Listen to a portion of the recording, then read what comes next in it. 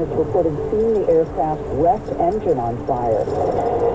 Gaza extension talks. This truce must turn into a permanent ceasefire. Santos expulsion vote. To set the record straight, I will not be resigning. Good morning, I'm Steve Kathan. With the CBS World News Roundup, there's been a deadly U.S. military crash overseas. An Osprey aircraft went down near an island off the coast of southern Japan. 6 people were on board. CBS's Elizabeth Palmer in Tokyo has details. The U.S. military is still trying to piece together what happened. It was about halfway through what would have been an 800-mile flight between a Marine base near Hiroshima and the island of Okinawa way down south. So far, we know only that at least one body has been recovered.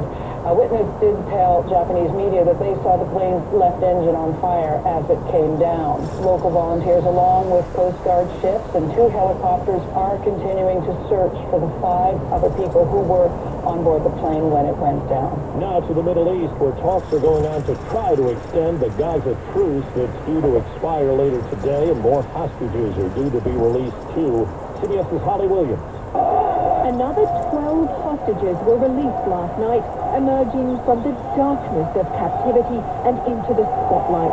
Their relatives have begun to share disturbing details. They didn't see sunlight for the whole time they were in captivity because they were underground. Well, you can see on their face that they didn't see light.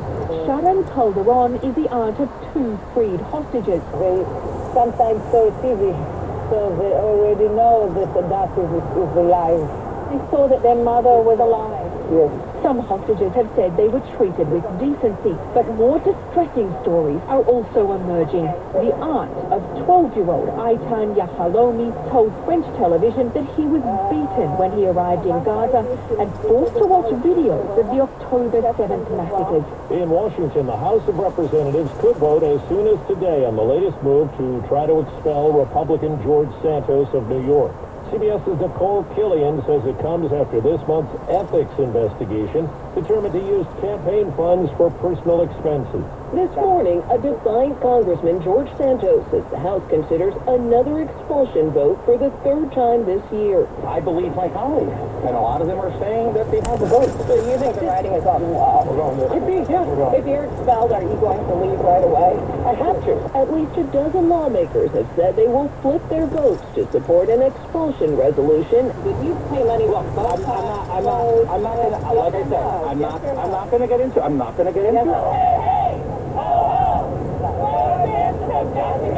With pressure ballooning, Representative George Santos be, and he hereby is, expelled. 2 competing resolutions were put forth Tuesday to remove him from office from GOP ethics chair Michael Guest and Democrat Robert Garcia. More than a dozen hospital emergency rooms from New Jersey to New Mexico are beginning to reopen after a ransomware attack effectively shut them down.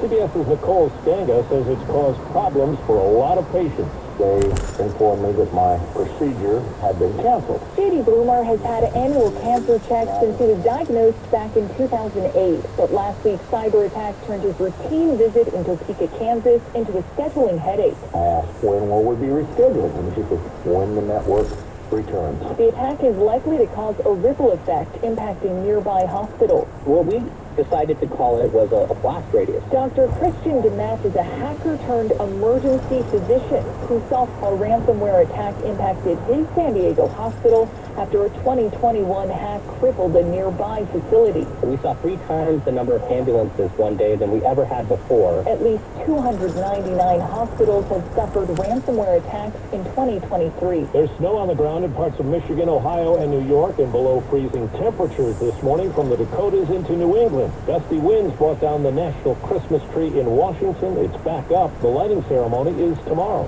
4 minutes after the hour. Well, that's today's news. Today's news. I didn't hear any good news, did you? I didn't think so. I guess it's all about perspective. The glass is half full. Well, as always, I'd like to thank you again for coming along with me on these Dash Cam News adventures. You know the drill. Peace, love, and all that hippie jazz. Bye-bye, everybody.